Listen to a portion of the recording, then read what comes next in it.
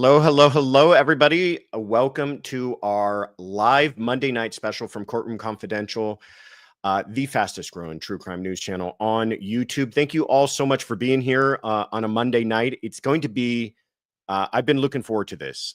We've got some really interesting information that has come out since the time of the sentencing. Some interviews have been done. You know that the gag order was lifted. The prosecution team has now been more willing to speak. So there's been some interviews done. The police departments have started releasing a bunch of new documents. So a lot for us to talk about. It's not just rehashing of what happened during the sentencing. So thank you so much for joining me. My name is Joshua Ritter. I'm a former prosecutor with the LA District Attorney's Office, and I left there to become a private attorney as a private criminal defense attorney. This is Courtroom Confidential, where we try to present to you both sides of the courtroom as best we can. Tonight, we have a special guest who's becoming a regular guest of ours, Kevin Fixler from the Idaho Statesman. He's a big a fan favorite. He has been following this case from its inception to fill us in on things that he's learned, interviews that he's had. So I'm looking forward to that. Of course, as always, please stay to the end. We have some announcements for you. Hello to everybody who's in the chat. Andrea Franken and Laura Waldy and Afton and Sharon and L. Kennedy and Vesper Martini. Thank you guys all so much for being here. Christy Royer, you're all fantastic for spending some time with us.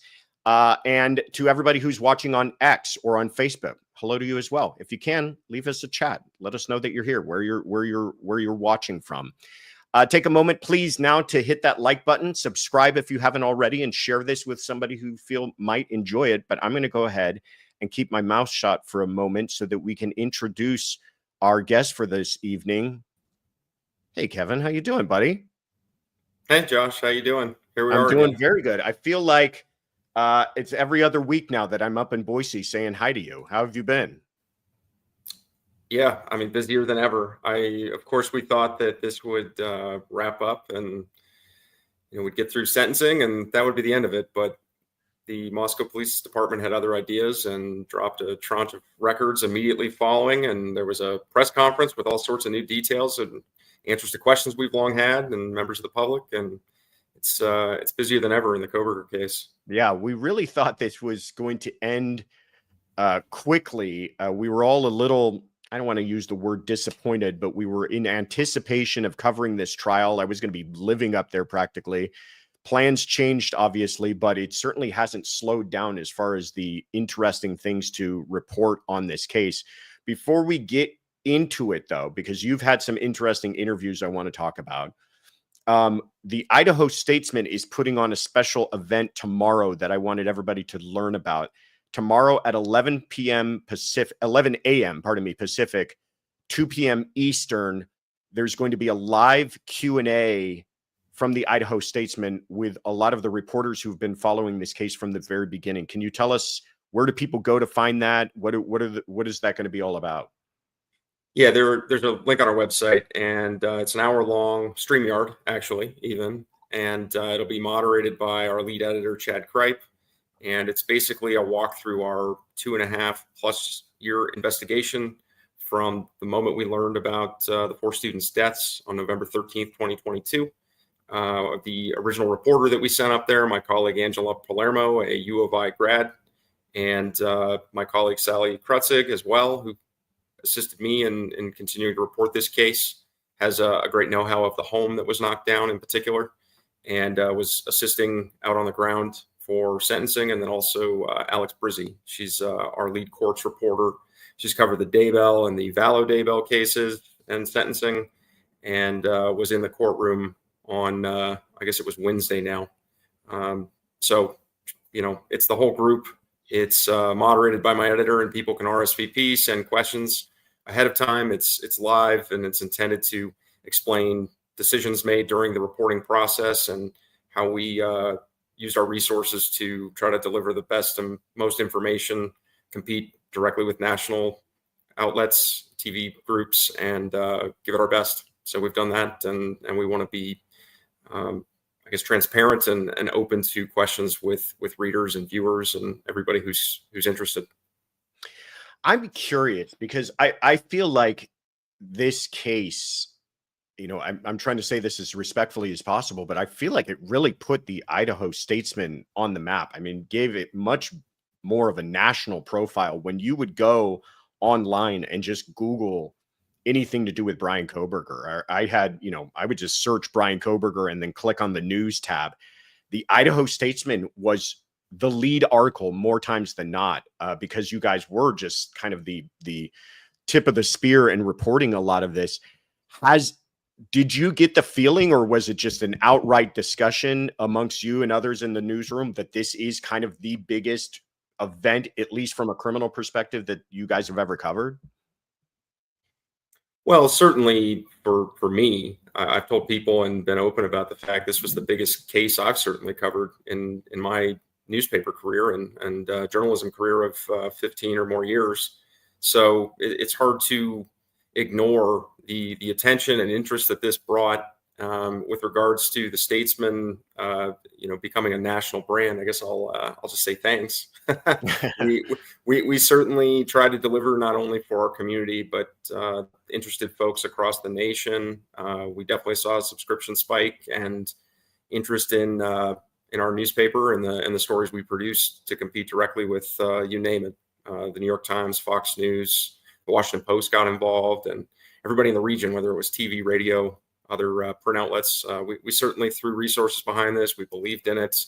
I was grateful to have the backing of my editors and colleagues to chase different avenues, whether it was the legal proceedings or arguments about constitutional rights for the defendants and tossing the grand jury indictments. We were in Moscow repeatedly for months. I mean, on and on. So we certainly gave it our best and wanted to defend home turf. Moscow, for those who don't know the geography, is 6 hours north from Boise. And so you can do the reverse for where the trial would be held. And whether it was up in Moscow or down here in Boise, we gave it our absolute best. And we'd love to tell people about how we did that. Well, it showed. I mean, I seriously, compliments and applause to you folks over there, because I really appreciated the reporting, yours in particular, but even other people that you worked with. Every single story was really well done. You could tell it wasn't something that was just rushed out the door. None of it was ever exploitive. I thought it was the best information, I think, out there on this case, certainly. So again, congratulations to the whole team. It's weird to be saying that in a situation where we're dealing with a case of this seriousness and magnitude, but that team and that paper really shined through this entire experience. I wanted to talk to you, bringing that up, about your continued coverage of this case, because you interviewed, now that the gag order has been lifted, now that the sentencing has been done, the prosecution team has been willing to give interviews. And Bill Thompson was the first, or not the first, but one of the people that everyone wanted to speak with. And you did sit down with him and have an interview. And I know you're going to be writing that article up. So it's an interview that when did that take place? Today? Yeah. I spoke with Bill by phone. He's back up in Moscow.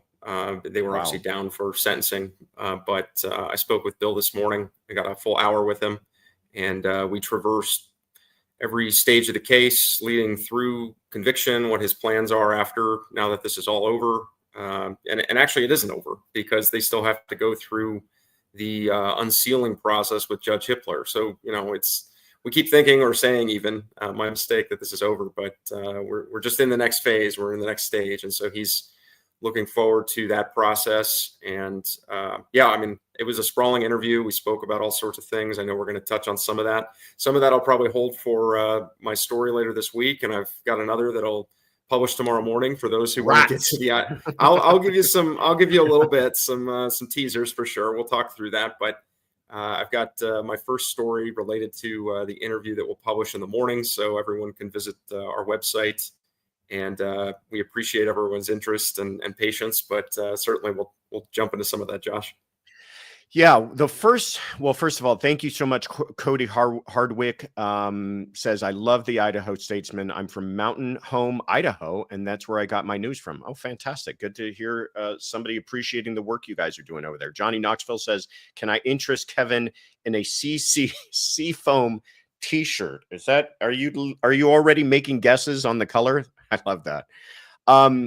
My first question that I have for Mr. Thompson is, a lot of people have said that, and I don't agree with this, but there has been a lot of speculation that this entering into this plea deal somehow hinted at the idea that the prosecution did not have the utmost confidence in their case, or there was something about their case that caused them to question the strength of it, what they could do at trial, whether or not they would have problems.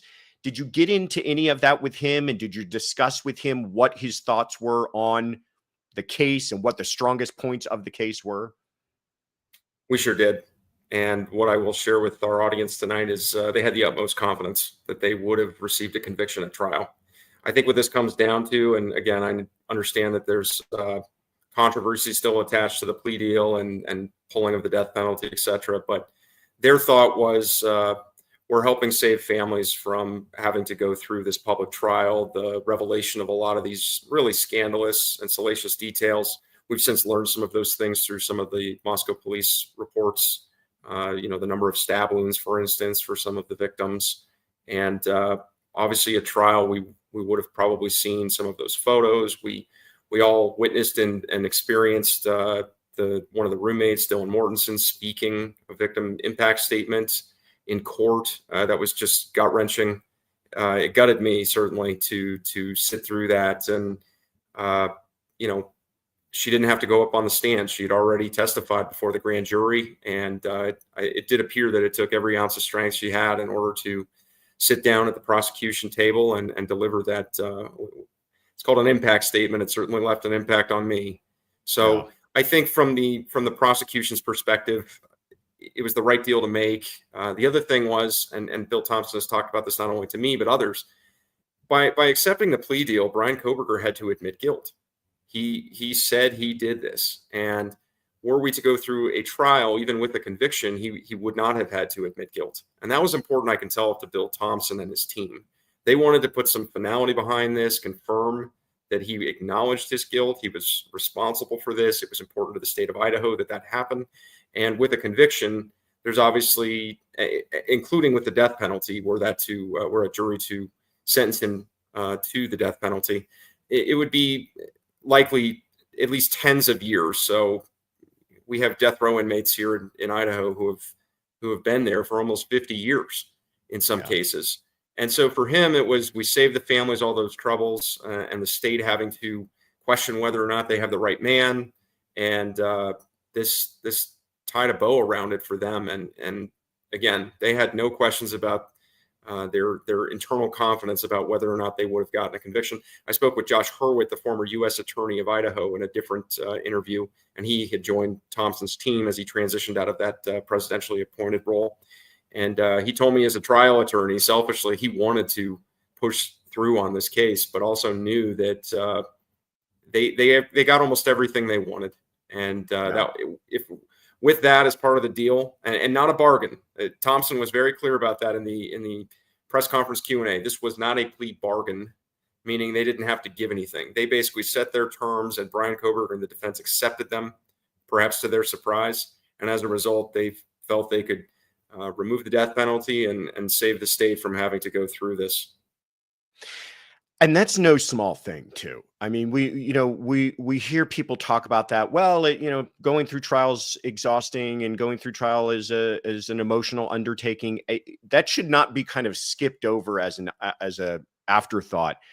That's an excellent point, to see how the surviving roommates sitting there, barely able to compose themselves long enough to get through a impact statement, which, by the way, is a factor of several times less stressful than actually testifying. You imagine the trauma, the undertaking for those surviving roommates to get on the stand, tell their story in an environment where, they're being judged and scrutinized and then cross-examined by someone, that is not something to be taken lightly. And to your point, if Kaylin, if we can put up a picture of the kids again, this would have been a tremendous undertaking for the families to have to live through hearing about the experiences and the photographs and everything else. I want to make sure to say their names. We're talking about Madison Mogan, Kaylee Gonzalez, Xana Kernodle, and Ethan Chapin. They,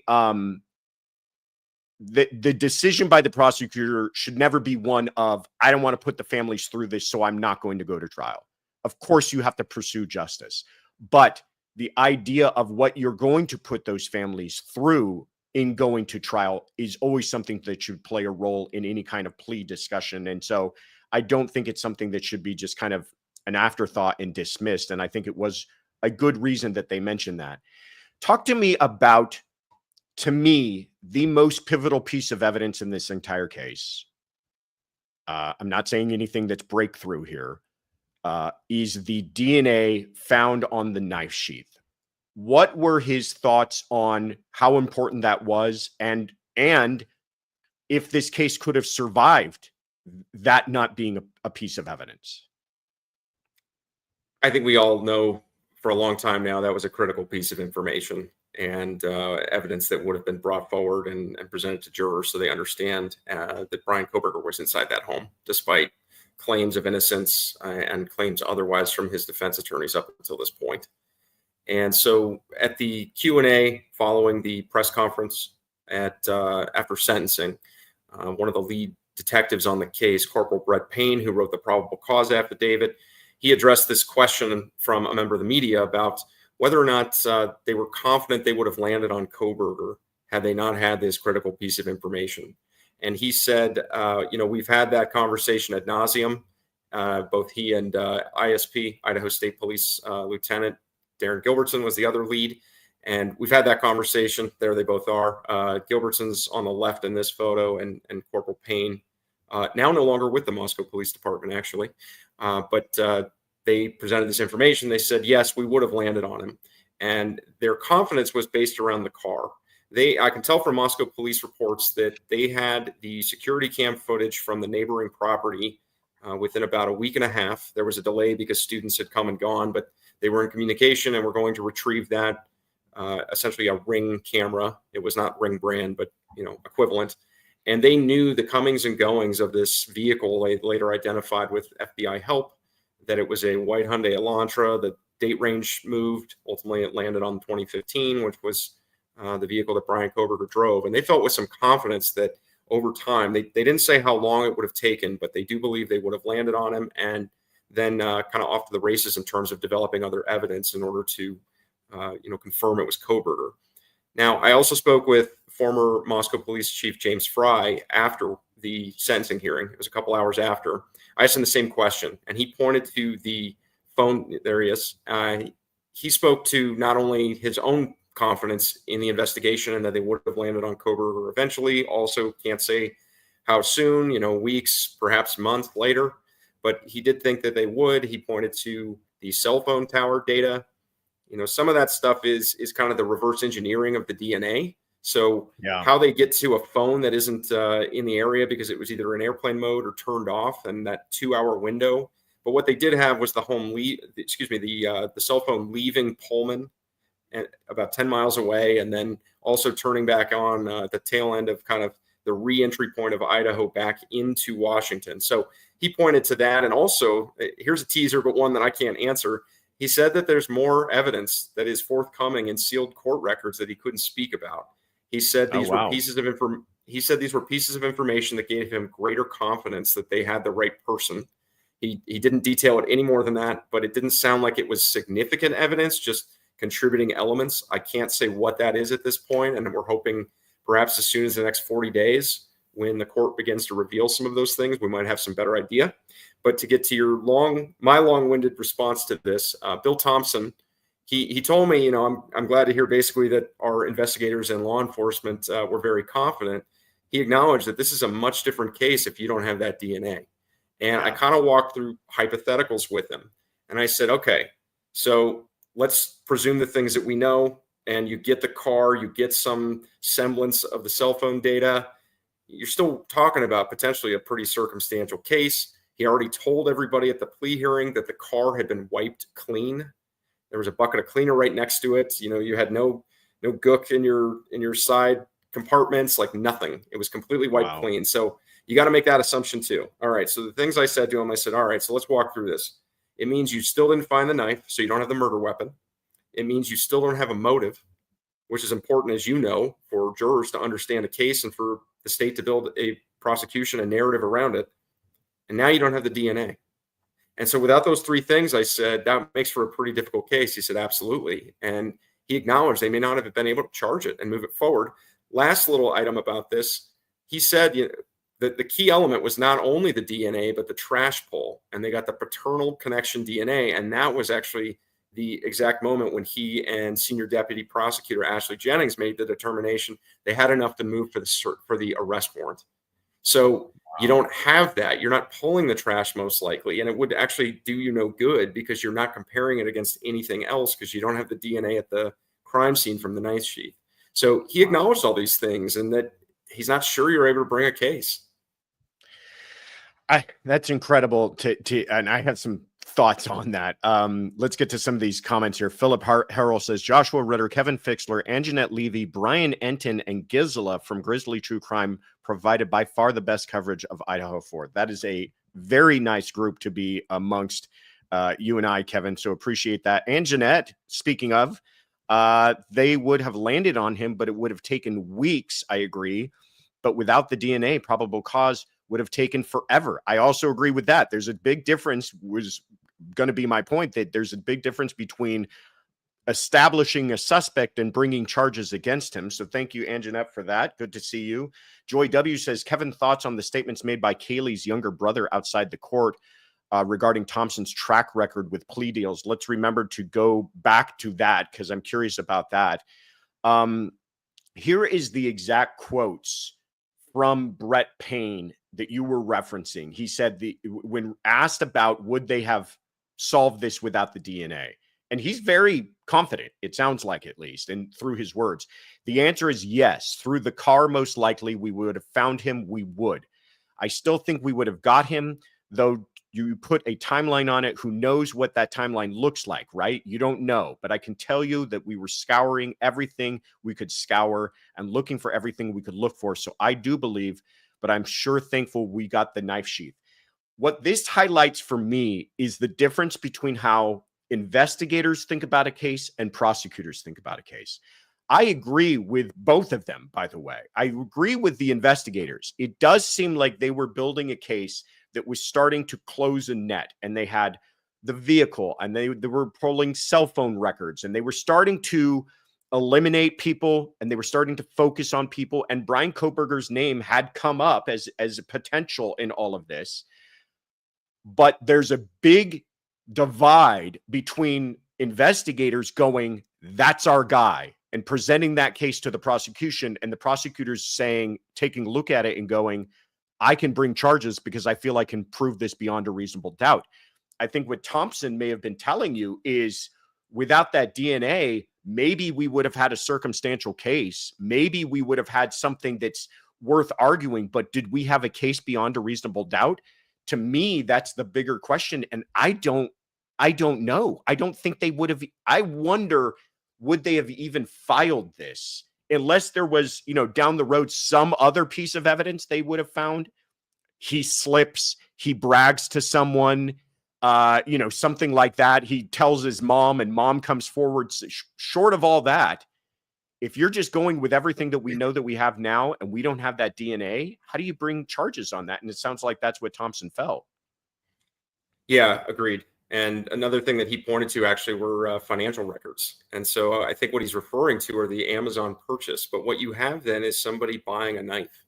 And, right. And granted, we have a very bloody scene. The coroner and the medical examiner out of Spokane noted that these were deep wounds caused by a large fixed blade knife. But a lot of people own a large fixed blade knife. I mean, maybe not a lot, but enough that you couldn't necessarily pinpoint that it was him. And so financial records from Amazon won't necessarily get you there. And, you're looking to match the knife sheath. So I'm not sure that logic quite holds up. But again, I will tell you, I mean, what he said was, I'm just glad that this being a hypothetical, we don't have to cross that bridge because we did have the knife sheath. He made a massive mistake, and Olivia Gonsalves railroaded him in the hearing over what a blunder he had made, what a moron he had been to make this gigantic mistake and allowed police to capture him, a guy who understood how to process crime scenes and had probably thought about this for months, if not years. Yeah. I guess the way I'm thinking about it is, think about, if you want to understand where the prosecution's coming from, think about what the defense would have done with that case without the knife sheath. They would have gone, wait a minute.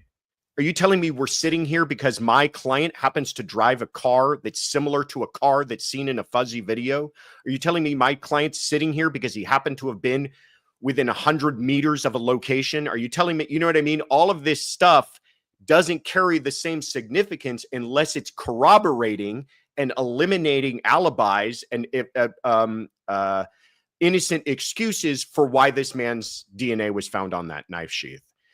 Some other stuff that I wanted to ask you about that I'm, again, I don't want to blow your big story, but tell us as much as you can. Did you talk to him at all? Because a lot of people have been talking about this, and I kind of want to put this to rest here if we can. Papa Rodger. Papa Rodger is this online personality that had been commenting on the case, and a lot of people during this time that leading up to the trial, during the gag order, when everybody was kind of had speculated that perhaps this person, whoever this is, Papa Rodger, may have been Bryan Kohberger. Did you get into that with him at all?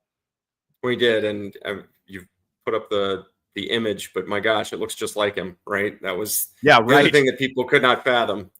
So for those not familiar, the Papa Rodger account was in the large Facebook case group and had asked some kind of bizarre and leading questions, including about they must have found a knife sheath. And so that this individual seemed to know things before anyone else. And that led to massive speculation about who it was. And then, of course, the account disappeared roughly around the time that Kohberger was arrested. So isn't that interesting?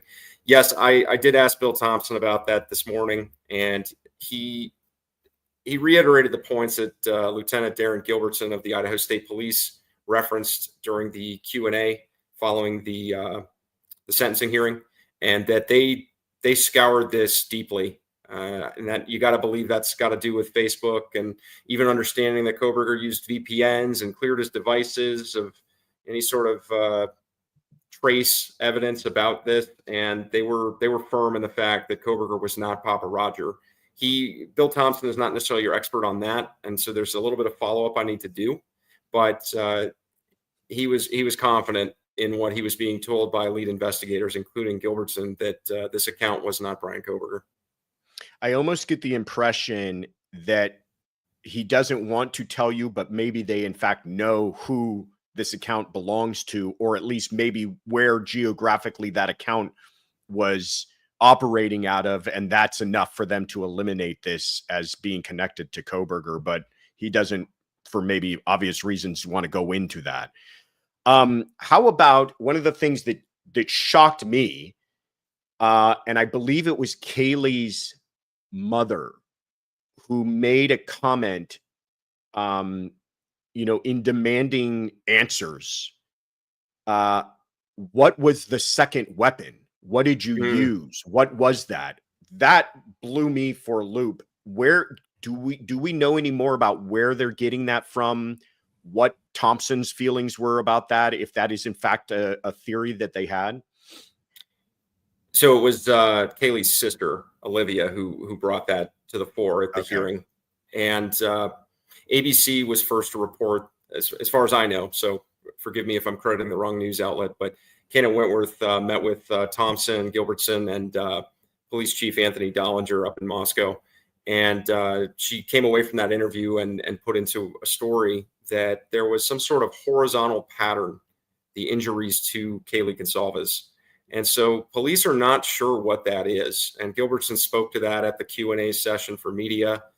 We obviously know the the number of wounds and some of these new details, including disclosed by the Gonsalves family at their own sort of makeshift press conference outside of the courthouse following sentencing.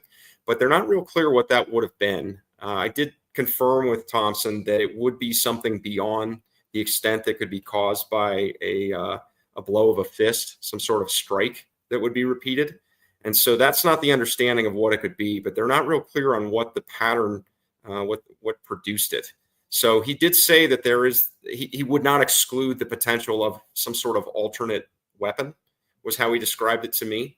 But just like the container that Dylan had described to police as Koberger exited the property, and it was described as he was carrying it with two hands, and there was almost like an arrow point at the top of it. I mean, it's not a big leap to think that perhaps that was the knife somehow, poking out, but not real clear. I mean, I heard the vacuum cleaner comparison at points, but it was two hands and carrying this container out like this. And James Fry said the same thing to me. He said, we're just not real clear on what that is. And that's one of those unknowns that the only person who really knows that information is Brian Koberger. And will he ever share that, or will he ever be truthful about it? We just can't say. I think what this demonstrates too is something that when I was a prosecutor, I tried to drive home with jurors many times in voir dire when you're talking to them during jury selection, is that, I intend to prove to you everything in this case. I intend to prove to you every element of this crime beyond a reasonable doubt, but I am not going to be able to answer every mystery in this. There are going to be mysteries. There are going to be things that we don't understand and we don't have answers to. And here's some perfect examples. What was the damage to Kaylee's face? Did that indicate another weapon was used? What was he seen holding by the roommate? Was that some other weapon, or was that, described as a vacuum cleaner? The point being, those are great questions. We sure want answers to them, but they're not elements of the crime. They don't get us any further towards deciding whether or not Brian Koberger is guilty of this crime. And it's just going to be one of those things that's going to be continued to be frustrating and lead to much speculation, I'm sure, for years to come. Which brings me to my next question was, what do they know about the murders? For instance, do they even have a strong theory as to when each murder took place? And because we've heard, you and I sat here a couple of weeks ago going through a 3D reconstruction where there was kind of a clearly laid out progression of how the murders took place. Does he feel that that's their working theory, or do they not know? I think there's still some unanswered questions, and the way that James Fry referred to it is without some sort of camera or something along those lines, video footage, they can't say definitively what it is. What I will tell you is they do believe that Brian Koberger headed directly to the third floor. Thompson told me that he does believe that personally that Maddie or Kaylee were the target. That's his personal belief. He shared that with ABC as well. So he's repeating the same information because that is his belief. What was interesting, though, and perhaps contrasts with the information that Dateline put out and also with that 3D model that we watched, is Dylan had told law enforcement early in that she heard one of her roommates running down the stairs, whether that was Kaylee or Xana. I think we understand it wasn't Kaylee because she was upstairs, and that's also where she was found. So did Xana go up, as the 3D model suggested, see what was happening because of commotion and noises, and then race down the stairs as Brian Koberger chased her? That's what's in that demonstration in that model. And Thompson was non-committal, and he told me that Dylan on the left there, think about it from her perspective, and that is that she doesn't know anybody else is in the house at the time. Yeah. So she would only perceive that it would be a roommate running down the stairs. Yeah. And so whether Koberger ran into Xana at some point on the second floor, or whether Xana had headed upstairs, as Dateline had indicated, it's not clear. He doesn't know. But Dateline also indicated in their episode that Xana, a trace amount of Xana's blood was found on the third floor, and Thompson said that is not the case. So he refuted some of the information that's in there and what would place her up on that third floor. So according to him, some of the information that Dateline put out into the world is not accurate. He's not even clear on what the order of the deaths were between Xana and Ethan. And we can assume one way or the other. He said it's not definitive. He leaned toward it was likely Xana before Ethan, but he said we just can't necessarily know. You make an excellent point about Dylan. These poor roommates, it's criminal to me how much grief they've received online and from everyone else because of the way that they reacted. And I get it. I understand that people feel like, hey, how could you possibly have not immediately called the police and everything else? But it's so hard, I think, to understand the human inclination to not assume the worst. That when you're in a house that is full of people that are college kids and they come and go at all hours of the day and at all different levels of intoxication, the idea that you hear somebody running up and down the stairs at 3 o'clock in the morning is not as troubling as it might be for you or not you or I, that they're used to people being up and doing things and going out, and that they are probably assuming, even if they were scared and even if they didn't have their friends responding to their texts, they're probably assuming it's not some psychopath with a knife inside of their home at that time. And that is kind of probably what they were going through in their heads, or at least hoping for in their heads. So I'm glad that you made that point. But you also referenced how Dateline had some information that was not all that entirely correct. A big thing being this idea that Xana's blood was found. I had heard that it was found on the stairwell. Now I'd also heard it was found on the 3rd floor. This led to kind of that theory, I think, that the idea that she had caught him, ran away, which still didn't explain it to me, because how did she get injured? Then we're thinking like, well, maybe he did something to her and went back upstairs again, but it sounds like that wasn't even true. Was there anything else about the Dateline thing that came out in your discussion that was not entirely what the state of the evidence was? The model that you and I broke down, and so it wouldn't necessarily, I believe it was in the Dateline episode as well, but there was a suggestion that just out of sheer exhaustion that Koberger had then sat in the room. Yeah. I actually did not have that personal question or conversation with Thompson, but I do know from, I'll call this person a peer in the industry who had their own interview with Thompson. And he said that's not anything they have any evidence of. So clearly that's Dateline had stuff. Yeah, so clearly, I mean, Dateline had a lot. They had the surveillance footage that's not contested. James Fry was, I'll just say it, he was pissed. James Fry was pissed about this leak to Dateline when we spoke, and told me he certainly hopes they get a hold of whoever did this, and potentially would have jeopardized this case if it went to trial. He was very concerned about that, and so grateful that it didn't lead to problems in the case. But yeah, that was not anything that Bill Thompson told this individual I spoke to, that they have any evidence of that.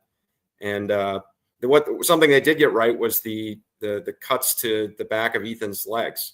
So, you know, they didn't necessarily get it all right, or to the extent that the prosecutor believes or understands. Of his legs. Yeah. Oh, wow. So he you know was hit there in the throat. That was the fatal blow, according to autopsy information that's in the Moscow police. I think Dateline referred to it as a carving of the legs pretty deep into the tissue. So some of this stuff Dateline got correct, and according to Bill Thompson, some of the other details they're not accurate. That's making my mind race, because now, and this is totally on a tangent we're on here, but now it's one thing to have this information leaked to the media. And it sounded like a lot of this was reliable information. I mean, we're seeing photographs from his phone. We're seeing videotape surveillance that we had never seen before. There was obviously confirmable information, but then to have other information that's completely wrong, not misinterpreted, right? I mean, this isn't like you can't mishear or recollect or misread a report saying that he sat down in a chair or that there was blood from one of the victims on the 3rd floor. I don't even, I'm not even really forming a question with you here. I'm just kind of dumbfounded by the idea that some of that information was so dead wrong. Yeah, I mean, I can't Answer that for me, Kevin. Explain that to me. Well, I can't speak on behalf of Dateline. I can tell you as a competing entity that obviously I was not thrilled to have a competitor deliver this type of information, but that's maybe the risk of leaked information, or maybe it wasn't corroborated to the extent that other outlets would have Yeah. demanded. Multiple Yeah. sources. I mean, sometimes if one person's telling you something and we still don't know who that individual or individuals might be and what they may have handed over, you got to vet that stuff. That's a lesson of journalism 101. There's a old saying that if your mother tells you she loves you, check it out. So that's exactly it. You do need to verify and vet these things multiple times. And, I'm not saying Dateline got everything wrong by any means. I'm not anti-Dateline here, but and they told a great story, right? But what I will tell you is I'm going to trust what the lead prosecutor tells me directly in an interview. I want to ask one kind of wrap up here on Bill Thompson, and then maybe we can take some questions. And then I want to get into some of the stuff that came out in the press conference afterwards. We've touched on some of it, and then maybe some of the things in the new evidence. But is he retiring? Did you talk at all about, was this, because I've heard, and I think it's true, that this was his kind of last case. And I'm curious about the toll this took on him. If you discuss that, the emotional exhaustion from all of this. He obviously in court was very emotionally affected by all of this. I don't know if you got into that with him at all. He spoke to that. Actually, our good friend Joel Waldman over at Surviving the Survivor was in the press conference. He had attended the sentencing hearing, and he asked that exact question that, hey, Bill, this seems to have taken a great toll on you. We could hear the wavering in your voice. We could hear that also at the plea hearing. And Thompson said, yeah, in my 45 years as a lawyer and now 33 basically as the prosecutor in Latah County, you wouldn't have seen that decades ago. He was firm in that, but that this case has been difficult. And Thompson told me that, for now almost 3 years, they've been pursuing every lead and having to button up everything and think about every legal filing and every which way that they had to plan and counter the defense, which was extremely litigious in this. He acknowledged to me as well in our conversation. And it did take its toll. And that doesn't even account for the challenges of families that feel differently than the plea arrangement that he came to, and questions about his scruples over not pursuing the death penalty at all costs. And it did take its toll. And again, that doesn't even account for the scene that he had to enter and witness, which he told me was very different than anything else he'd seen in his career, despite multiple casualty incidents, probably a dozen or more murder cases that he's pursued in his career. In fact, for those who don't know, Bill Thompson is the only prosecutor in Idaho history to get a murder conviction without a body, which, wow. Yeah, so he's not a nobody. He's been at this a long time. James Fry told me he's one of the best in the state, if not the nation. Just utmost respect for the man. But yes, this took its toll. Bill Thompson is 68 years old now. To get to your question, he had intended to retire before this most recent term. So we're on a prosecutor system here in Idaho, not district attorneys. It's a little different. And so he represents the county in some ways rather than maybe the attorney who would go after any sort of malfeasance by county commissioners or what have you. But he had intended to retire in January. And he told me, I didn't feel good leaving this case to anybody else. And he said, oh, and imagine that, nobody ran against me. Who would want to pick this up? And so he felt it was really a responsibility to see this case through. They are on 4-year terms. For now, he intends to complete it, but did acknowledge there is a chance that once he has stabilized his office, that he would reconsider and potentially leave before the end of his term. Wow. Let's take a couple of questions here, if you don't mind. Oh, sorry. Go ahead and put that last one up, Tiffany. Sorry, I missed that. All right, we'll get back to it. L. Kennedy asks, didn't BK wipe all his devices? Were there any attempts to restore them? Did you guys talk at all about the electronics and what was done with them? We didn't talk about the restoration process, but Bill Thompson acknowledged that Kohberger was successful in wiping some of his devices. And so there's long been these theories that any sort of connection may have been on social media between him and the victims. We know from the press conference and question and answer session that investigators were never able to establish a connection between Kohberger and the 4 victims. And if one existed and somehow he was able to clear the device, I suppose that could do it.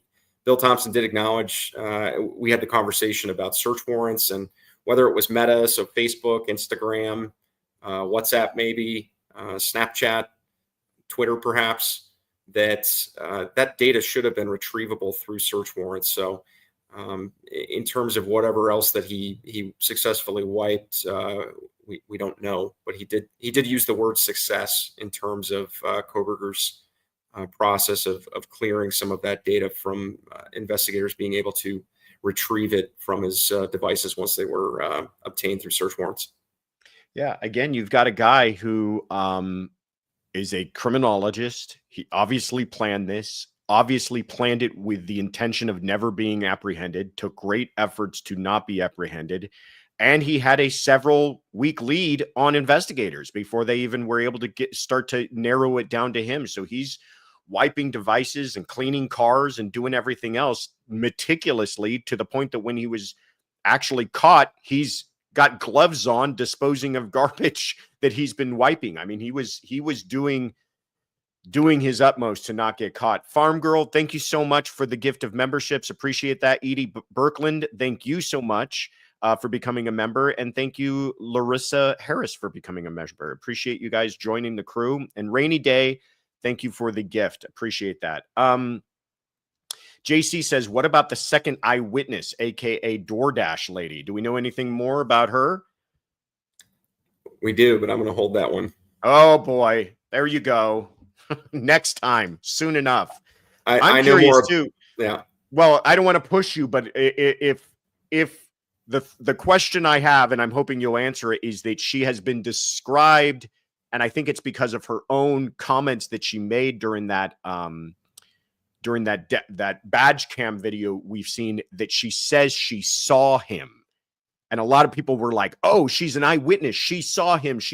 And I almost wonder if that was a little, she maybe conflated things or spoke a little bit too, wasn't entirely confident. She says she parked next to him, things like that. I'll let you, I can see by the smile on your face, answers to come. So I'll leave that where it is right now. I'll give you a little bit, but I'm not going to give away the whole enchilada on that. Okay. In terms of her comment that she saw Brian while she was speaking to the Pullman officer on the dash cam, or excuse me, the body worn camera in the police station, she did not see a physical person.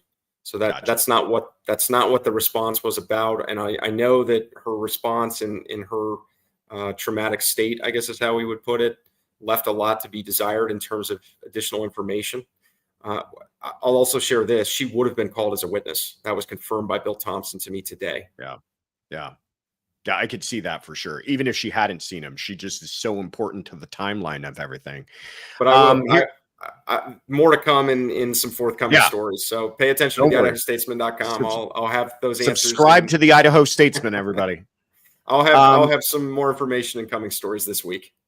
Here's another reporter with a hard-hitting question. Anjanette Levy says, is Kevin saying he didn't sit in a chair? What are you telling us, Kevin? Is that what Thompson is telling you? So again, Thompson didn't tell me this specifically, but he specifically told a peer in journalism that they have no evidence that Kohberger sat down in the room. The blood imprint, that is what Thompson told. I'm sharing this stuff secondhand, but this is what I was told, that Thompson had said in an interview that they have no evidence that Kohberger sat down in the room. Interesting. Last question on this, and then we'll move on to some of the other topics we wanted to talk about. But Kate asked a question I'm curious about too. Did you talk with him about the decision to bring on Josh Hurwitz and why that was made?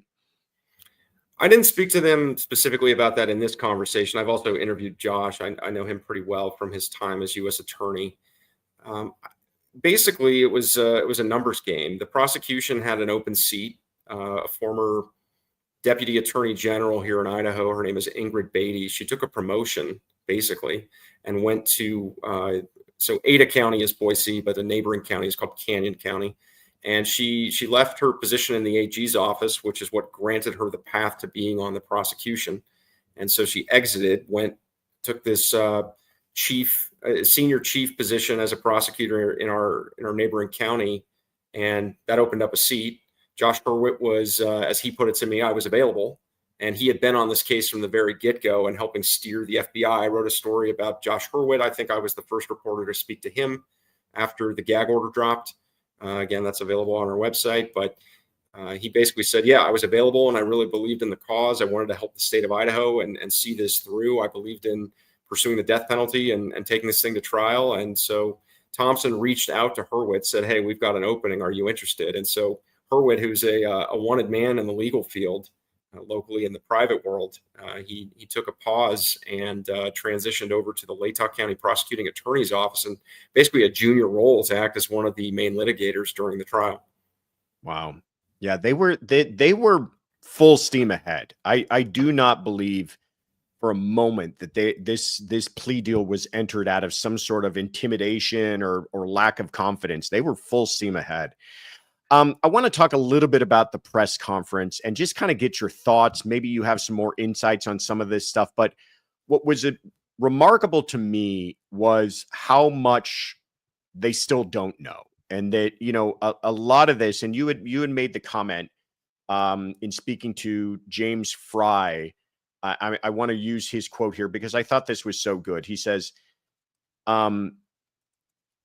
talking about unanswered questions, he says, unfortunately, I think we have to come to the end that we may never have some of those, meaning answers.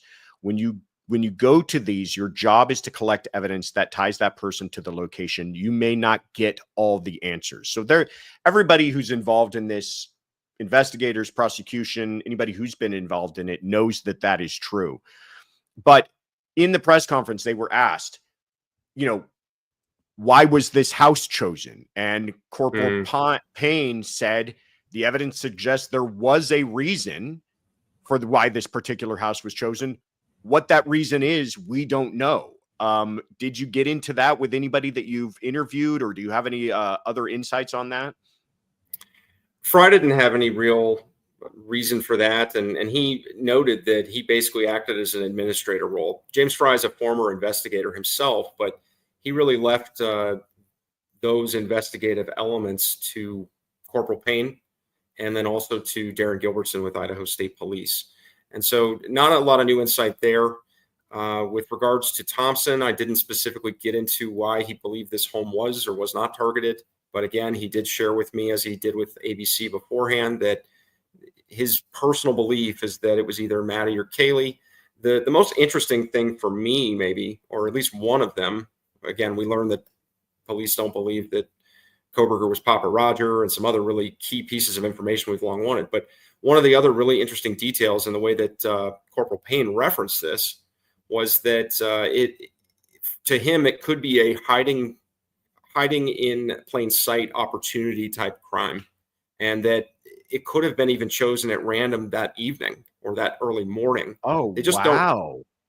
Yeah, we just, it's a crime of opportunity is kind of how he referenced it. And so they just don't know.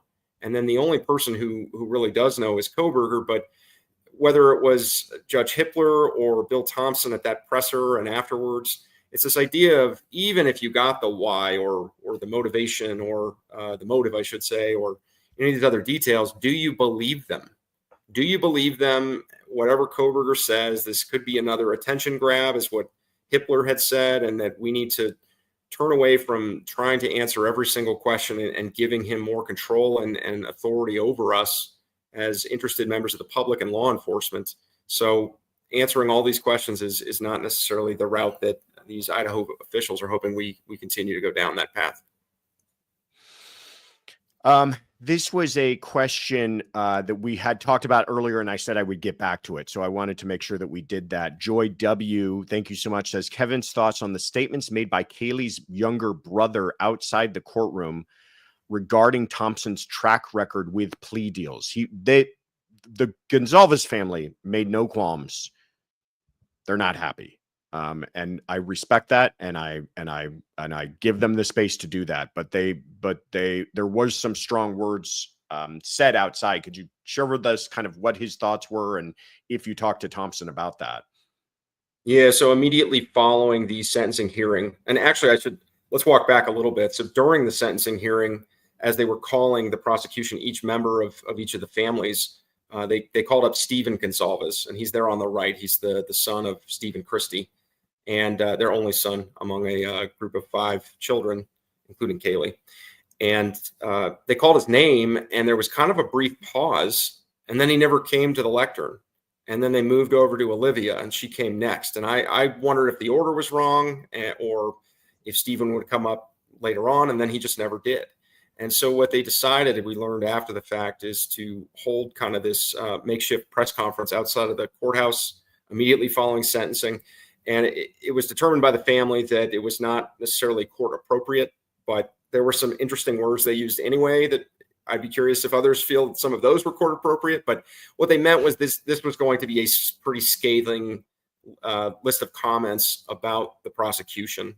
The other Gonzalez family members, including Shannon Gray, their attorney, read on behalf of some of their other children and family members. Nobody addressed the issue of Bill Thompson and the decision to move forward with the plea deal instead of trial and the death penalty during the victim impact statements. And so what he did is instead, Stephen Gonzalez read what would have been his victim impact statement, which also included scathing comments about Bill Thompson and his history of seeking plea deals. I did confirm with Bill Thompson today, and I had written a profile of Bill, but he did confirm for me that there is one murder case that he tried in 2000 that was a death penalty case, the only one that he both sought and obtained the death penalty. That was reversed because of a U.S. Supreme Court ruling, and then he never pursued it again. He accepted 2 life sentences for that individual who remains imprisoned in Idaho on 2 life sentences. So I did ask him about his personal stance on the death penalty and also his professional stance. He told me that he believes in what lawmakers want, what the legislature dictates in the state, and he felt that this was absolutely a case to pursue the death penalty if they went through the trial process. He had no qualms about that whatsoever. And Bill Thompson is an elected Democrat. Traditionally, Democrats are not huge fans of the death penalty. We know that across the nation, but I take him at his word. We live in a very conservative state in Idaho. The governor is very in favor of the death penalty. The attorney general, a former U.S. congressman, is very in favor of the death penalty, even co-authored the firing squad bill that passed a couple years ago to bring it back in a reserve method before now it will become the lead method next year. I don't have any questions about his intent or willingness to pursue the death penalty. He actually has a history of having done so before. And I was actually on Joel's show, STS, last week, and another journalist, Gemma Gaudet, she's the host of a Boise State Public Radio program, which is our local affiliate for NPR. And she noted in her experience as a longtime journalist that it's not just Bill Thompson, that there's actually a long history in the state of prosecutors seeking plea agreements, which is context I don't have because I've lived here 4 years and she's lived here for 2025, and her husband is a judge. So she's very familiar with that. I don't think, according to her, Bill Thompson zags when others zig in terms of what that role and responsibility is in our state. And I really do believe that had they gone to trial, he would have had no issue pursuing the death penalty in such a heinous case. He also told me, by the way, it met all the statutory requirements in terms of aggravators. He was very confident in that and believes that if they got the conviction, they could have. They likely would have convinced the jury that it had met those thresholds to receive the death penalty. I think no doubt. I think this is about as strong as a case for that penalty of any I've seen in a long time. But if you're questioning whether or not he wanted to pursue it, he had plenty of opportunities to have it dismissed and brought off the table and blame it on someone else. If that was really kind of his secret desire, was to get rid of the death penalty, if that's what anybody's curious about, they had fought tooth and nail to keep it on the table. And there were many times that it was objected to, hearing after hearing from the defense. If you're really trying to blow the game, to throw the game, They could have done that earlier on and blamed it on the judge or something, but they chose to do it under their terms, which to me indicates they fully intended to pursue it. And I think they would have likely have had convinced the jury of that. We have a lot of people watching. Thank you so much, everybody who's here. For all of those who are new, I am sitting down with Kevin Fixler from the Idaho Statesman. He has been an investigative journalist following this case from its very, very beginning, and done a lot of the heavy lifting on following this case and giving us some tremendous information on it. And of course, this is Courtroom Confidential. I'm Joshua Ritter. We thank you all so much for being here. A couple of more questions. And thank you so much, Jonna Moore, for the super sticker, and Cindy Hollenbeck for the super sticker. Appreciate all of the support and generosity from everybody. I want to get back to a couple of more points from this press conference. And again, it's along these same lines of what they don't know, but they were asked about any link between the victims and the defendant in a couple of different ways. And they were asked even about the vegan restaurant. That was a theory that was all over the place. He's a vegan. Kaylee was a waitress at this restaurant. There it is. We found that smoking gun. Now, in regards to all of this, I'm going to read a couple of quotes here. Lieutenant Darren Gilbertson, in regards to the link between the victims, says, "We have never to this date found a single connection." That's emphatic. "Between him and any of the 4 victims or the 2 surviving roommates. They have no motive." Again, Gilbertson said, "We have never found to this date a single connection." And then in regards to the vegan restaurant, this was, is it Colonel Bill Gardner from the Idaho State Police said, we wanted that. We wanted that. We looked for it, talking about whether or not there was a connection between the restaurant, the vegan restaurant. I don't even think it's a vegan restaurant. I think they just have vegan offerings at this restaurant, and whether or not there was a connection. He says, "We wanted it. We looked for it in every possible way, digitally, financially, physical location, anything you could think of, anything that we thought. Where is the connection? Where's the overlap?" And we searched tirelessly and never found it. That is about as clear an answer that you're going to get on this question from anybody involved.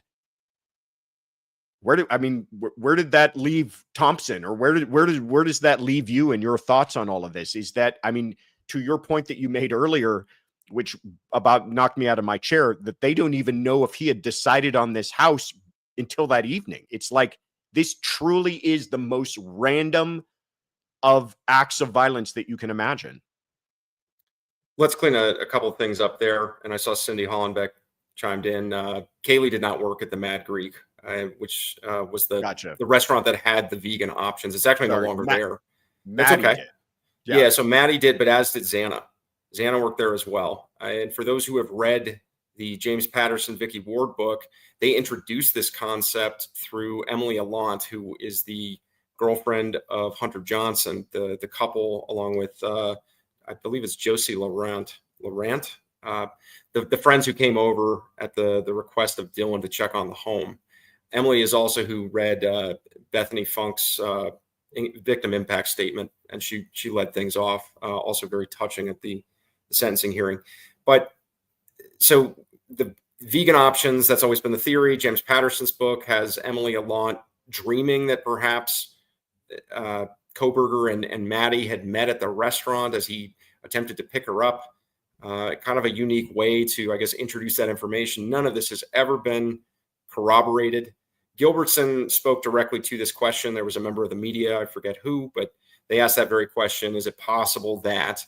And he said, we can't say that they didn't meet there, that he never went there, but we have no financial records to indicate that he ever ate at the Mad Greek. It did have vegan options. Brian Koberger is known as a strict vegan, but we don't know if that's it, and we don't believe that that's the case. So in terms of creating this connection and trying to build that narrative, Gilbertson and Payne said, you look for those things. We look for that. We need that to build our narrative and start to file for search warrants and strengthen the case for prosecutors, but it just wasn't there.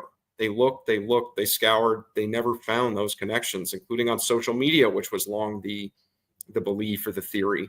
and had been put out there by some certain media outlets I won't name, but none of this was ever corroborated. And you look for those things, and this gets to that whole thing, whether it was motive or connections and the narrative you need to build for prosecuting a case. If you lack those things, there is reasonable doubt.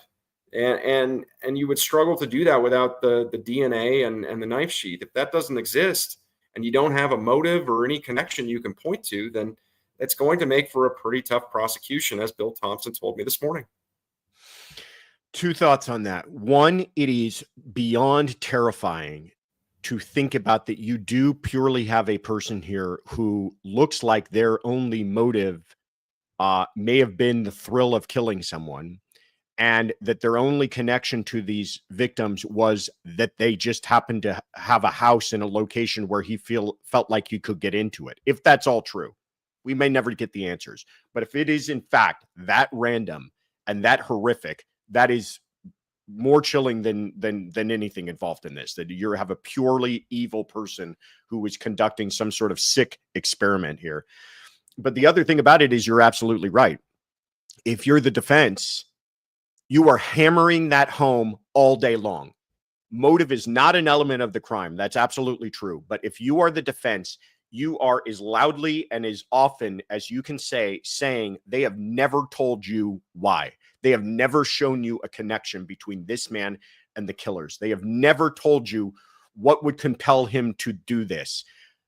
They have never shown you, by the way, that any genetic material was found in his car or his apartment. I mean, this was a strong case, but this was not a case without its defenses built into it that they could have and would have argued. So I don't think that we should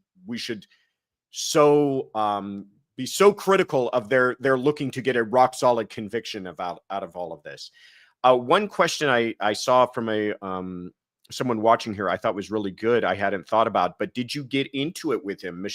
Mish Woodside says, did you talk to him at all about tearing down the house? What his thoughts were on that? I didn't ask him about that in this session. It's a good question, but we do know that neither the defense nor the prosecution had any qualms about that. As people I think know, it was kind of controversial at the time. I think, Josh, you're on record as saying you thought it was a foolish idea before trial, and I know some of the families were certainly outspoken about why the hell would you do that? What if you need jurors to walk through?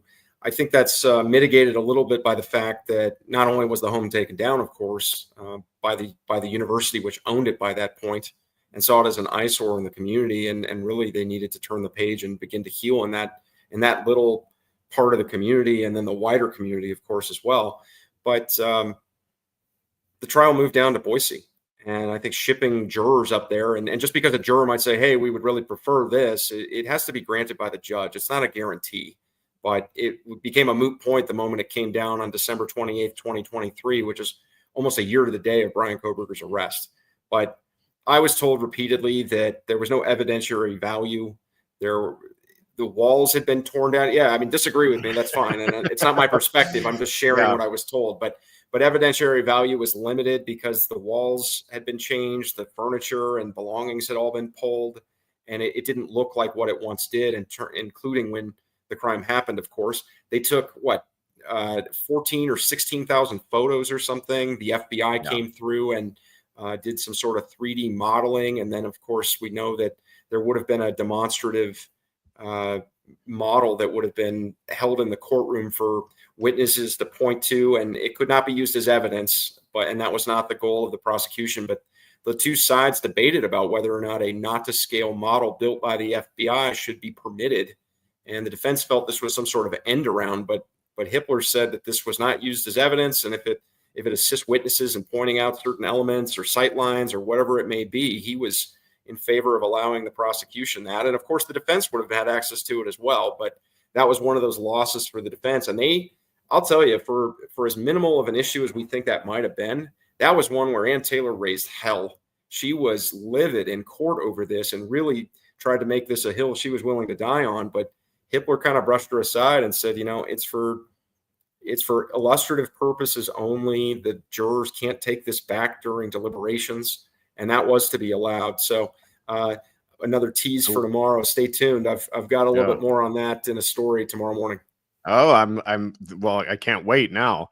I wonder why she was protesting so much. That's interesting to me because, that's not uncommon to have some sort of mock-up done, some sort of, I don't think I've ever seen like a model build, but I've certainly seen diagrams that are not quote unquote to scale being used for demonstrative purposes. I wonder why she was so upset about it. Eve Loves God, thank you so much, says, did law enforcement or FBI get the access to the questionnaire responses from Bryan Kohberger's research? Do you know that? I don't, and I apologize because she's paid to have her question asked. I wish I had a response. I don't know about the responses from the graduate research out at DeSales. Anything with regard to that, I guess the best I can do here is that we know that Judge Hippler was going to permit the term paper, the final from DeSales that Kohberger completed for graduate studies in terms of how to process a crime scene. So that was to be admitted. And I'll give you another little tease here. Love it. In speaking with Thompson, he told me that the only professor they intended to call, everyone knows the name Catherine Ramsland, but that's actually not who they were going to call. They were going to call the professor who Kohberger completed that final for. That would have been the only professor they intended on their witness list for the state. It doesn't mean Ramsland could have been called, or Michelle Bolger is another name who previously had Kohberger in her class and said he was brilliant, spoke to the Daily Mail very early in and not since. But the only professor the state intended to call would have been the professor who he completed that paper for. Interesting. I want to, let's answer Matt's question, and then I want to get back into the House really quickly and then get to some of this new information we've received. There's Matt looking like he's squatting about 1,000 pounds. He asks, if he had gotten away with it, do you think he would have done it again? What do you think? I shy away from the speculation, so forgive me. I'm a little bit more black and white. I will dive into speculation.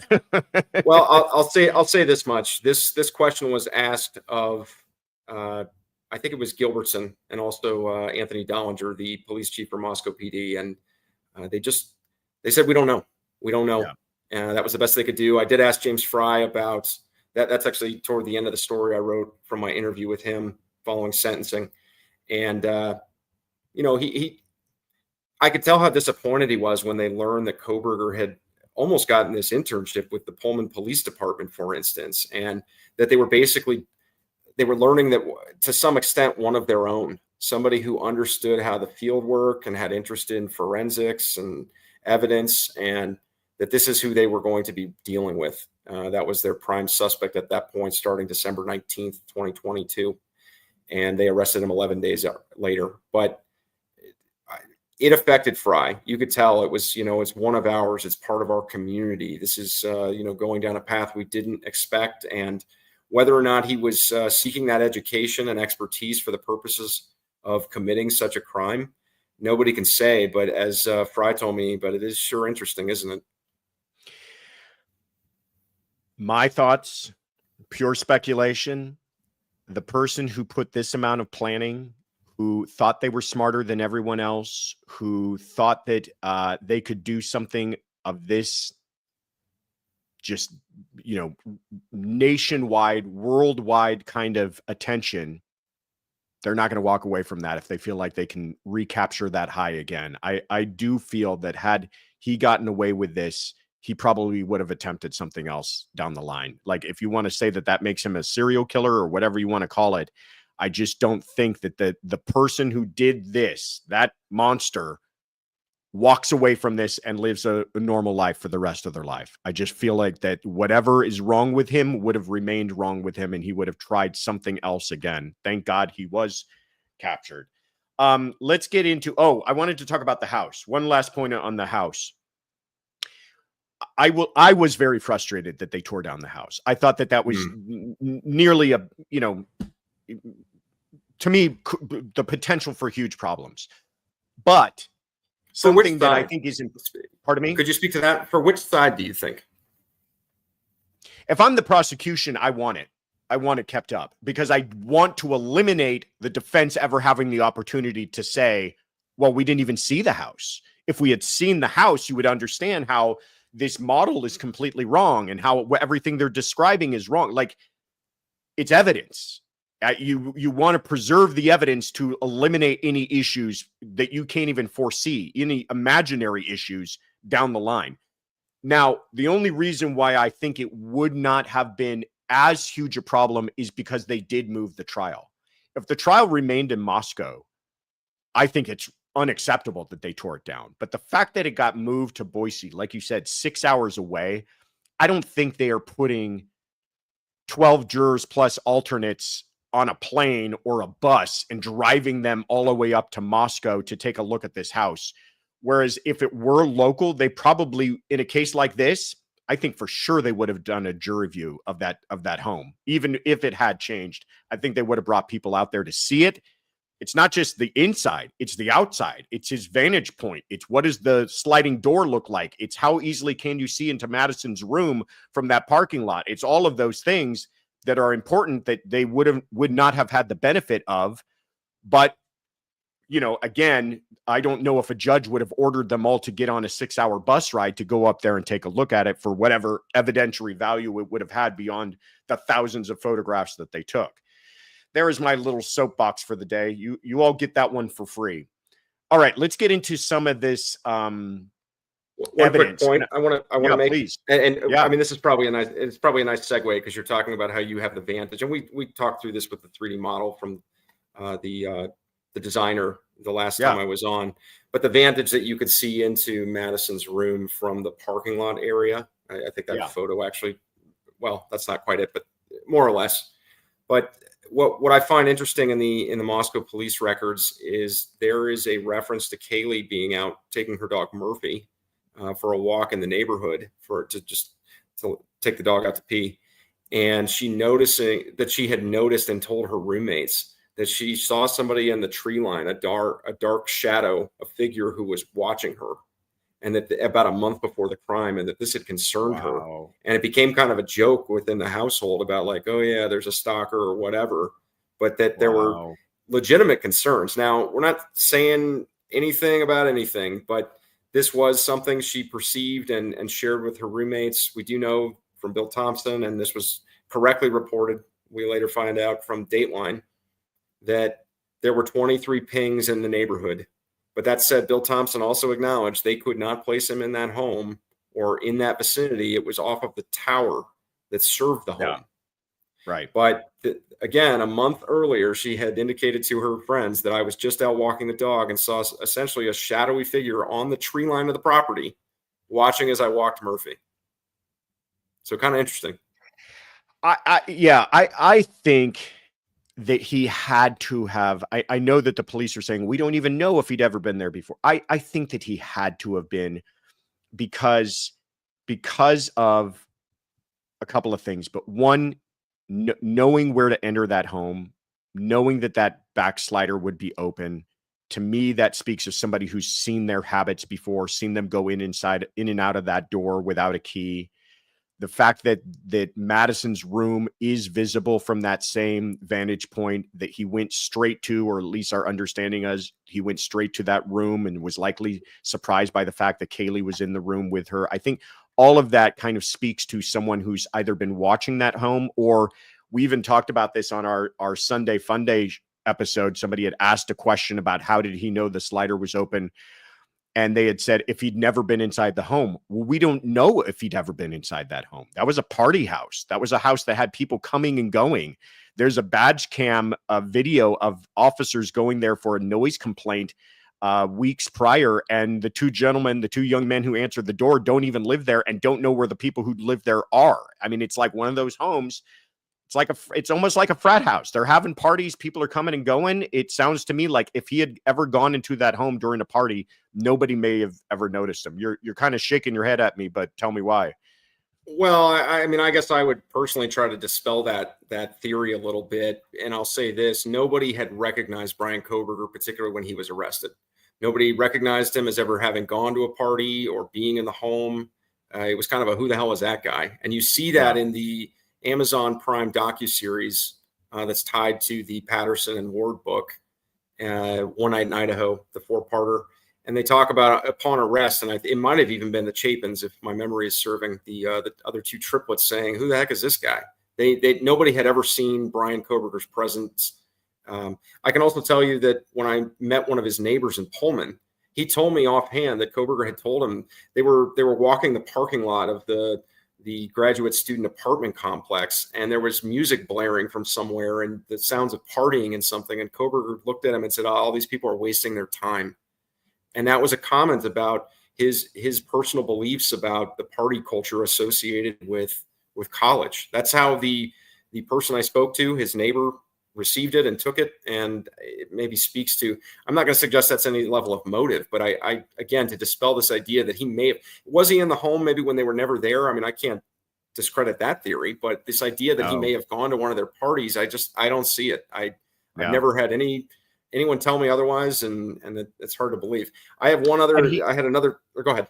Well, no, I want to get to your other thought, but he's got to recognize. I mean, he's got a fairly distinct appearance. It does seem like had he been there and people had noticed him and they saw this guy get arrested, you would think that somewhere along the line somebody would have said, "I remember that guy." But go ahead to your other point.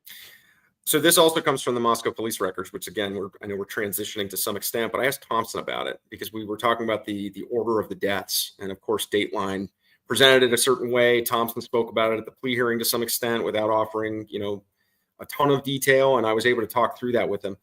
And in one of the Moscow police records, you've got Corporal Payne writing part of the narrative about his initial walkthrough of the home. And when he gets up to the 3rd floor, he notices that the door is open. So by that point, Moscow police, through the Latah County Sheriff's Office, has taken Murphy, the dog, out of there and taken him to the Humane Society for the interim. And Payne is walking through and he sees, and he notes this in his narrative, that the sheets are pulled back on what was Kaylee's bed to the appearance that somebody had been laying in the bed.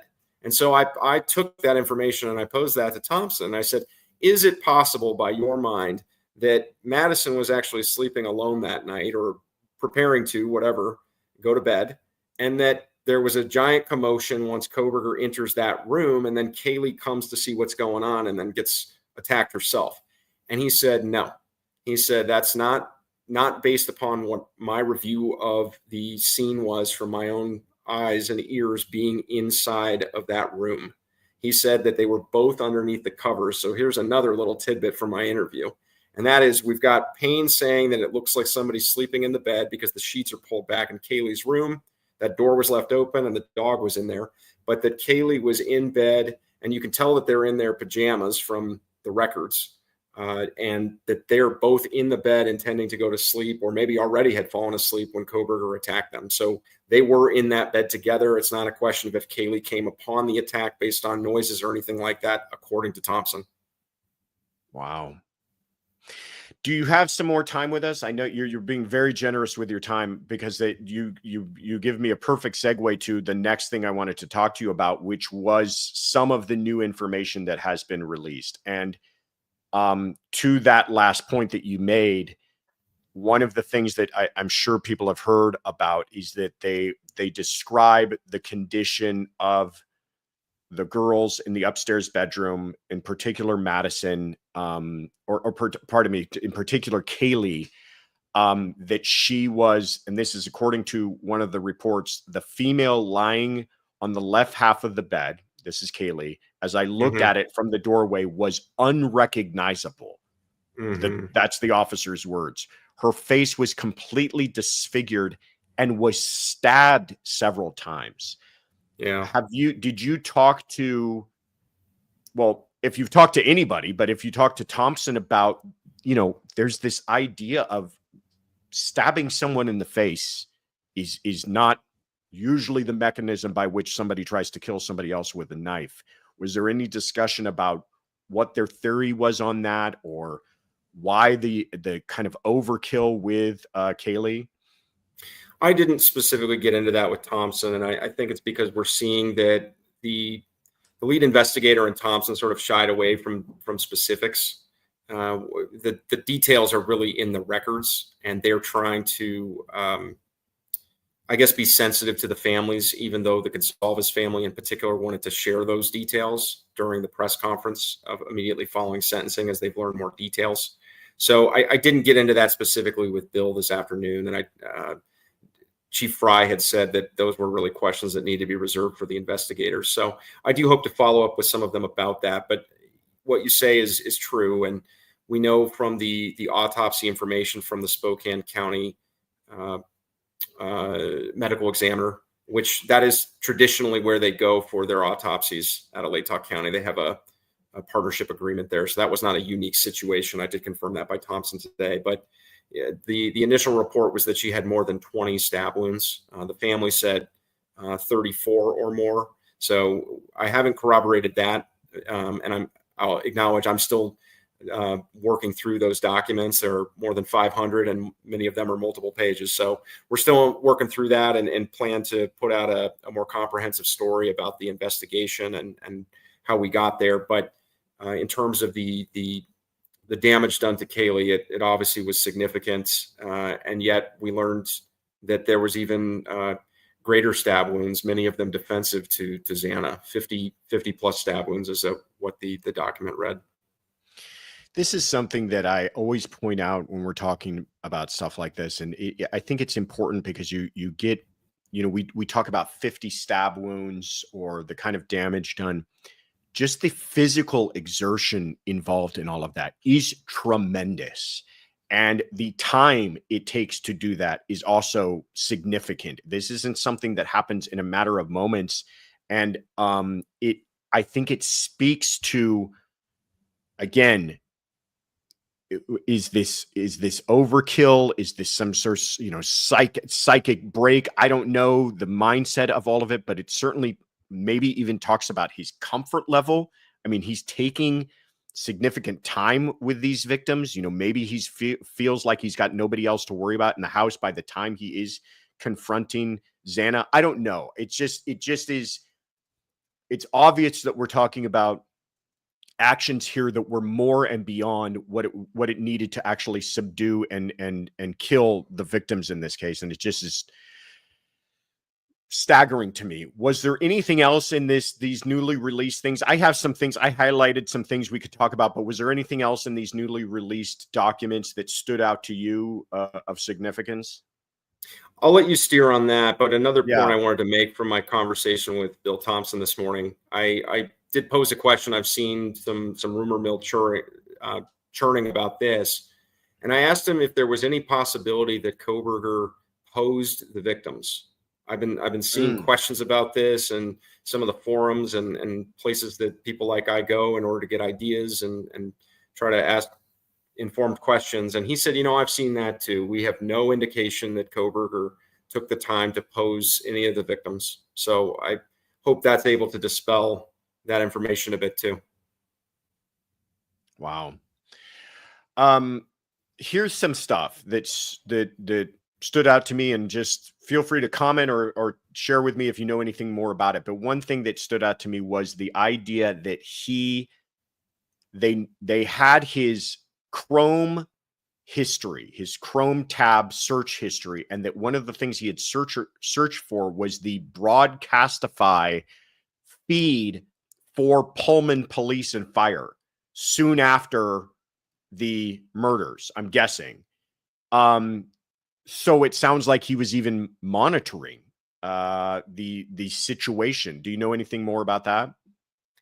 I know to the extent that I spoke with Michael Ruiz. I think many of your viewers know that you and I both contribute to Fox. And during sentencing, I was in the kind of the rented studio, basically, that we were all at the compound, I'll call it. And I was talking to Michael Ruiz, and he had a chuckle and said, gosh, this guy's so smart that he was listening to the Pullman police, whereas it would have been Moscow who was after him. So that's the extent of what I know. And of course, there could have been some collaboration. And then you've got another police department with Washington State University too. So that is the extent I know about it. I did hear one thing that I found interesting in the ABC interview with Lieutenant Darren Gilbertson with the Idaho State Police. Excuse me, actually, that was with CNN. They're all over the place with these interviews. But he had said that they had evidence that Kohberger was monitoring news stories, news reports about the homicides case.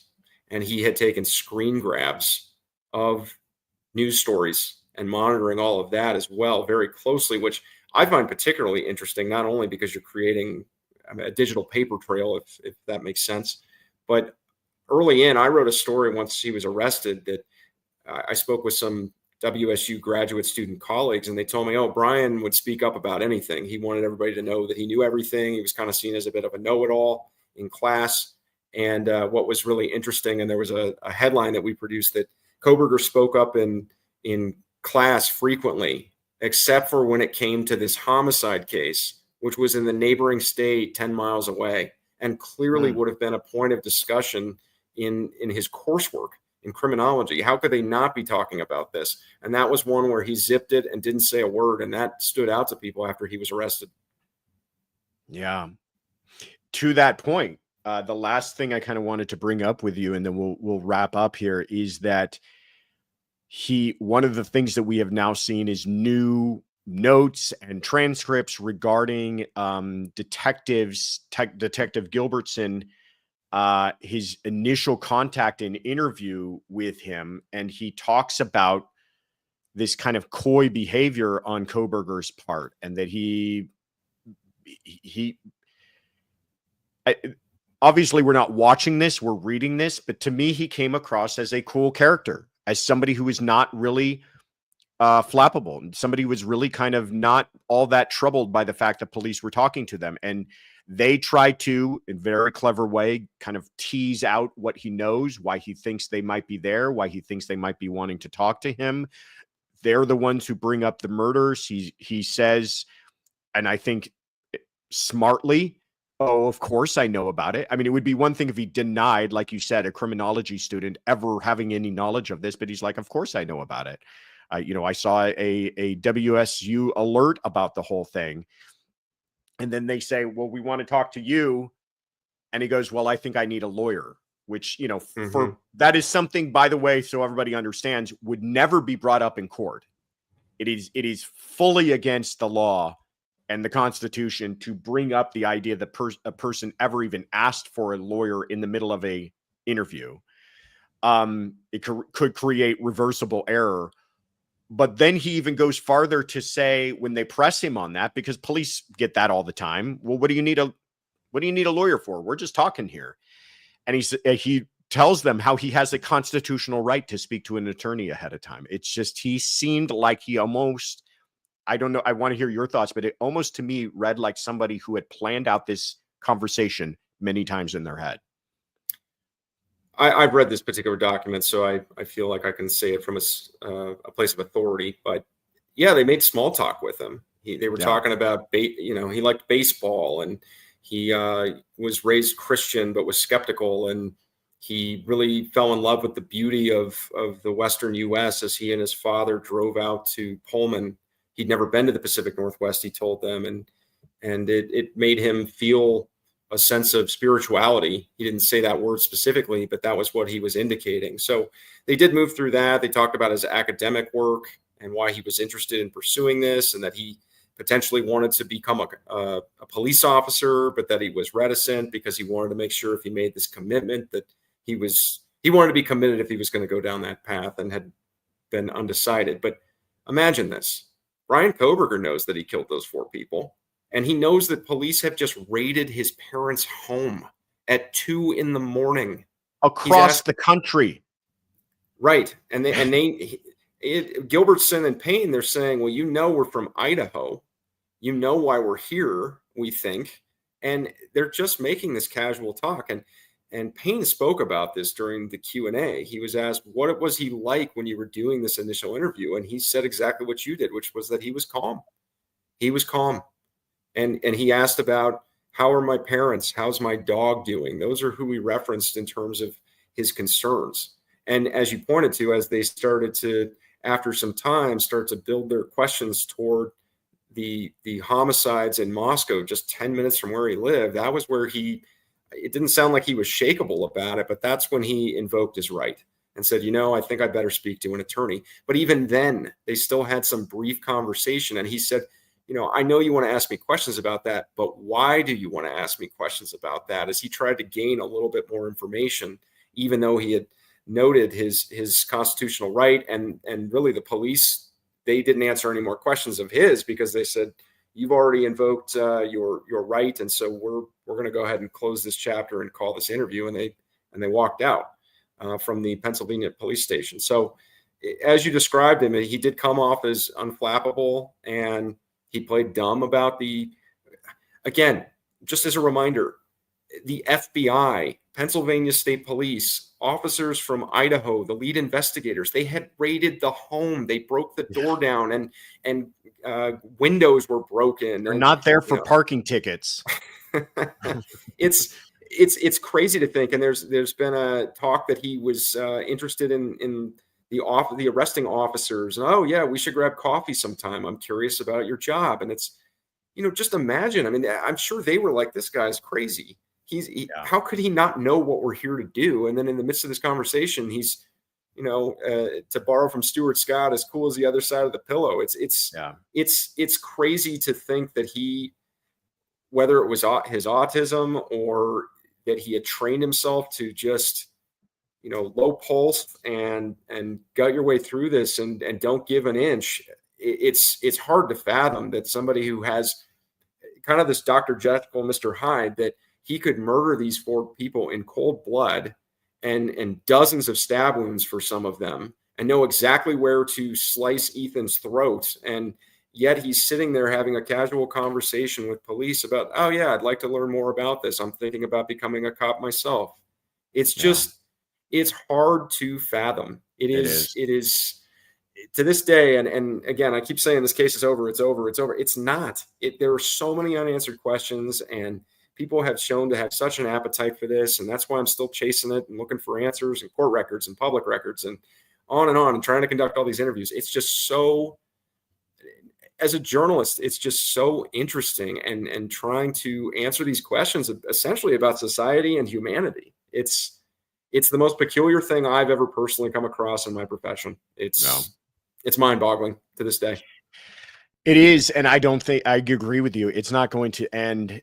People are going to be talking about this case not just for the weeks and months to come. They're going to be talking about this case for years and decades to come. I mean, it really is going to be one of those cases that I think is researched and studied for years and years to come. We're talking about a very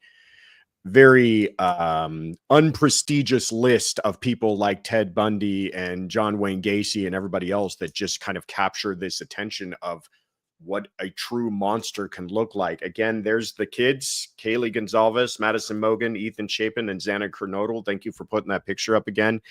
Kevin, you're such a champ. We're so grateful to you. Here's a comment that sums up my feelings. Pickleball Paul says, your guest is incredible, so professional, informed, and balanced. I couldn't agree more. Thank you for spending this time with us, for sharing your insights and your continued coverage on this case. IGG Rock says, Ritter plus Fixler equals my kind of true crime math. I like that. Again, if you guys missed it at the beginning of the show, we talked about how the Idaho Statesman is going to be doing a special live Q&A tomorrow at 11 a.m. Pacific, 2 p.m. Eastern, and go to the Idaho Statesman website for details on that, correct? Yeah, you can RSVP if you so choose. It'll be on live at the time you mentioned, and you can pose your questions. Just to be clear, and I know we've had a lot of questions about it, why did he do this? And that's not the type of thing we're able to answer. I can point you to responses from lead investigators and all that. And where's the knife? That's my question. Where's the knife? Exactly. Precisely. So really what it's intended to do is to explain to readers and viewers how we went about more than 2.5 years of coverage of this case from the day it happened, and how we deployed resources and continued to cover this all this time, the legal hearings, the ins and outs of all that. And, my trip to Pennsylvania, for instance, I went out to Albrightsville and met with locals and Effort, where the family had lived before they moved further into the Pocono Mountains. So I'm happy to talk about any of that kind of stuff and our reporting trips, half dozen up to Moscow. My colleagues spent months up there in the initial months, some of the scoops we got and how we got them. We're happy to tell you all about them. And that's really, this is a time reserved for readers and telling you about how we competed with the big dogs. And I'll go back to something you said, Josh, which is that we got the national stage and put our own name on the map, planted the flag that this is our home turf and we are going to deliver news and information as good as anybody. And I'm proud of the work we did, and I will continue to follow this case as best we can and continue to hopefully deliver for readers and viewers. Yeah, job well done. Bravo. Excellent stuff, and continuing to be excellent stuff. So thank you again, my friend. I'll probably be bugging you soon. I appreciate seeing you. All right, and I've got stories coming out starting tomorrow. So that's right. IdahoStatesman.com. All the teasers that you gave us tonight, check it out tomorrow. He's got the full scoop. Thank you again, my friend. Start tomorrow and through the week, okay? Sounds good. Take care. All right. Oh, sorry. Didn't mean to cut him off there so quickly.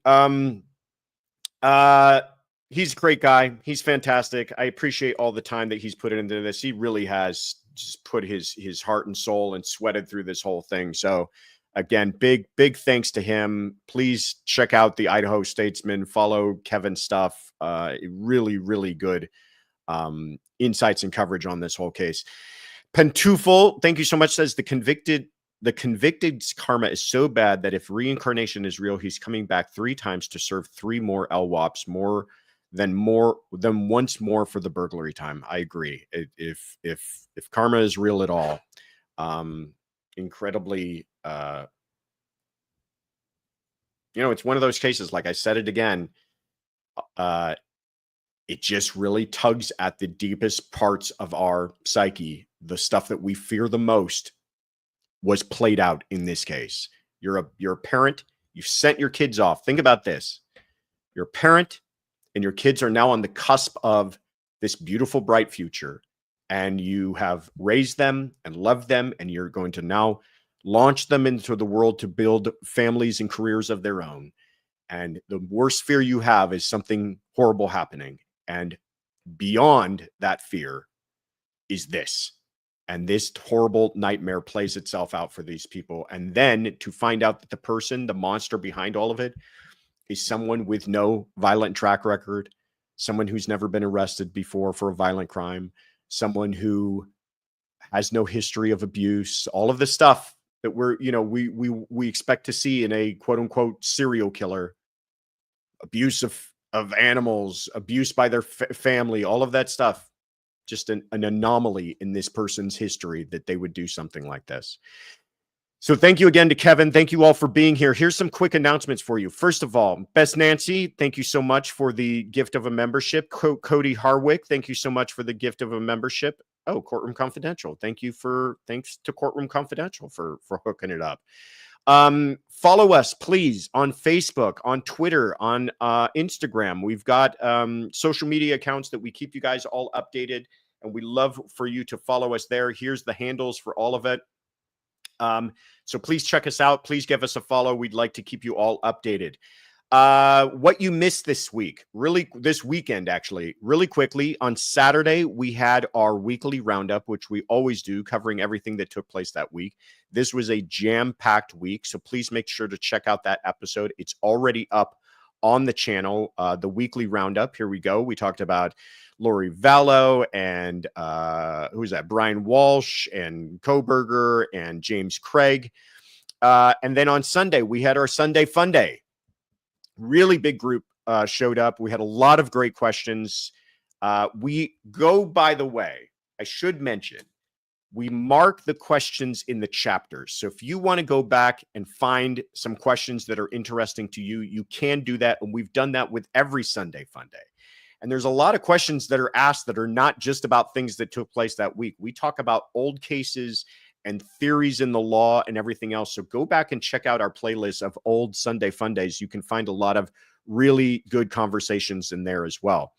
And then stay tuned. This week, we had a great guest tonight. And on Wednesday, we also have a great guest. We are having Joseph Scott Morgan from Body Bags is going to come on for our Wednesday night live to talk to us again, more about the Koberger case. But we're going to talk a little bit about his thoughts on the crime scene itself, the new information we've learned, what can be gleaned from all of that, how might investigators believe what does that tell us about the perpetrator of this crime? And Joseph Scott Morgan's just a brilliant dude and nice to talk to, and got one of the greatest voices in television you've ever heard. So check that out. On Wednesday as well, we're going to be covering the closing arguments on James Craig. And I say that Wednesday, even though they're taking place tomorrow, because that's how it worked last time for opening statements. We had about a day of delay because the court would only allow for it to be live stream in certain environments. And then we had to follow it up later with a live stream that we can do. So we're anticipating that happening on Wednesday. So jam-packed week for you, especially on Wednesday. All right, what else do I got? I got memberships. If you want to find out at memberships, you can go to thecourtroomconfidential.com. If you want to leave us a message for Sunday Fun Day, you can go to thecourtroomconfidential.com. If you want to find out the color of this shirt, what is it, Tiffany? Don't act like this snuck up on you. You know exactly when I'm going to be asking what is the color of this shirt. I think we already had a guess this evening. This is one of our brand new Blue Lagoon ? Is that the name of it, or you're asking me? Kaylin says chalky mint. I feel like you guessed chalky mint for every single one of these. Best Nancy says sea foam. Tiffany Blue says Ola. That's a good guess. I like that. It does look like a Tiffany Blue, doesn't it? Not the color that you have on today, says Kathy. Well, thank you so much, Kathy, for even owning one of the shirts. And Bice says seafoam as well. All right. Should we just say seafoam and go with that? If you want to find out about our merch, you can, of course, go to thecourtroomconfidential.com and click on the shop. Raven says, Tisos and Josh, I went to jury duty, but no husband available. I don't know what you're talking about, Raven. I don't know what you could possibly be referencing. You're all fantastic. Thank you, everybody, for being here tonight. We had a great group, a great conversation. I want to give a very special shout out to our mods who were working overtime tonight. It was like the Wild West out there, is my understanding, and they were quick on the draw. So thank you so much, Afton and Sonia and Kathy. And everybody, give a big shout out and thank you to and welcome one of our brand new mods, Therapists You Know. So thank you for that. Thank you for all your help. Thank you for being here on a Monday. You're all fantastic. We will see you again on Wednesday. Take care, everybody.